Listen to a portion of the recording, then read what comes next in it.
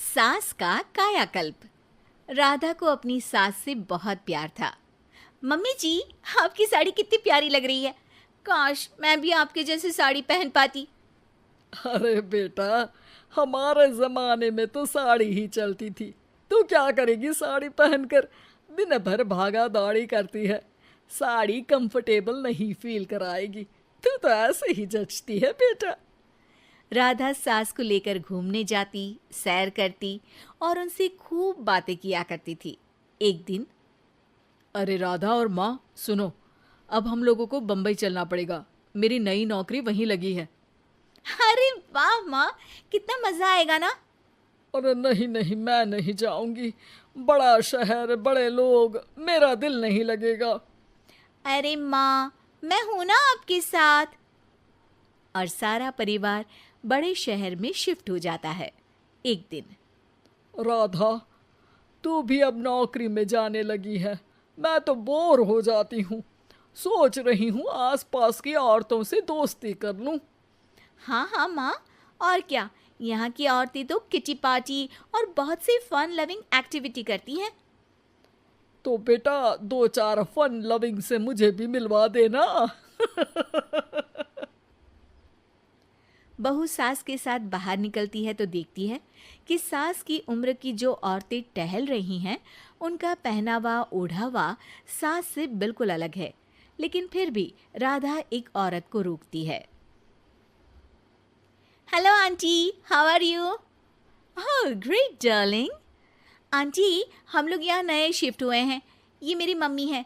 क्या ये कल से आप लोगों को ज्वाइन कर सकती हैं? वो औरत सास की तरफ बड़ी ही अजीब नज़रों से देखती है, फिर कहती है, अब ठीक है, कल से भेज देना। सास समझ जाती है कि उस औरत को वो ठीक नहीं लगी, लेकिन फिर भी वो कुछ नहीं बोलती। अगले दिन, अरे माँ, अच्छी सी साड़ी पहनकर तैयार होकर जाइए। आपको आपकी दोस्तों के पास जाना है ना। और नहीं नहीं, मैं सोच रही हूँ घर पर बैठकर टीवी देखूं। वैसे भी रामायण का नया एपिसोड आएगा। नहीं माँ, आप जाओ ना, लोगों से मिलो, बात करो, अच्छा लगेगा। ना चाहते हुए भी सास उन लोगों के पास जाती है, लेकिन सभी सास से बुरा व्यवहार करते हैं। सास मुंह लटकाकर घर आ जाती है। बहू समझ जाती है कि सास को कुछ हुआ है। वो रोज सास को पार्क में भेजती, लेकिन सास रोज मुंह लटकाकर वापस आ जाती। क्या हुआ माँ, आप बाहर जाकर खुश नहीं होती हैं? अरे बेटा, खुश तो हूँ लेकिन लेकिन क्या माँ, आपको तो लोगों से मिलना, बातें करना अच्छा लगता था।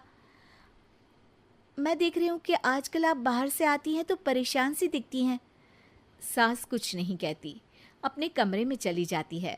अगले दिन राधा चुपके से सास के पीछे पार्क में जाती है। हेलो, कैसे हैं आप लोग? एक औरत मुंह बनाकर साइड हो जाती है। सभी एक दूसरे से बात करती हैं, लेकिन राधा की सास साइड में चुपचाप अकेली बैठी रहती हैं। राधा घर आती है और सास के वापस आने का इंतजार करती है। सास मुंह लटकाकर घर आती है। अरे मम्मी जी, तब से इंतजार कर रही हूँ, जल्दी तैयार हो जाइए, मार्केट जाना है। राधा सास को लेकर बाजार जाती है और उन्हें कुछ मॉडर्न कपड़े दिलाती है। अगले दिन सास उन कपड़ों को पहनकर पार्क में जाती है। Oh my God, you are looking gorgeous. Beautiful top, कहाँ से लिया? हे, मेरे घर में कल किटी है, तुम जरूर आना। अजीब औरतें हो तुम लोग। मैं रोज आती थी तब तो तुम लोग सीधे मुंह बात भी नहीं करती थी।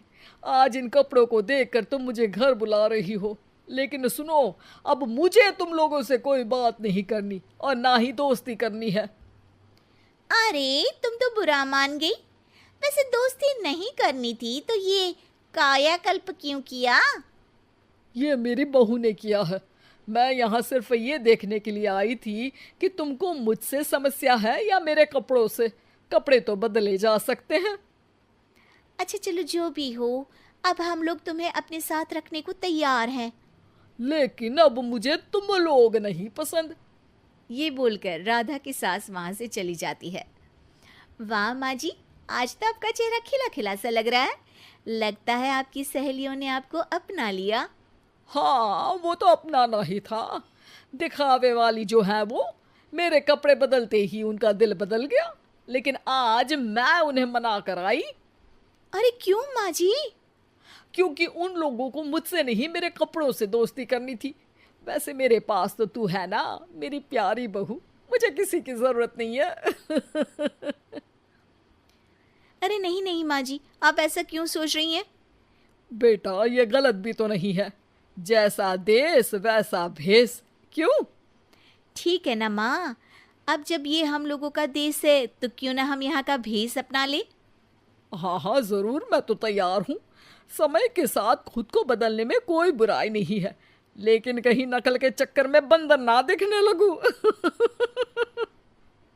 खैर, बहू लग जाती है सास की कायाकल्प।